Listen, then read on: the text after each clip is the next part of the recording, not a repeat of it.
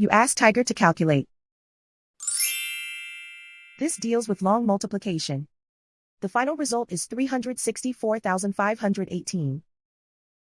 Let's solve it step by step. Rewrite the numbers from top to bottom aligned to the right. Multiply the numbers using long multiplication method. 6 times 3 equals 18. Because the result is greater than 9, carry the 1 to the tens place. 1 plus 0 times 3 equals 1. 5 times 3 equals 15. Because the result is greater than 9, carry the 1 to the thousands place.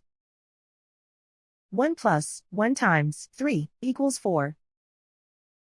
2 times 3 equals 6. 1 times 3 equals 3.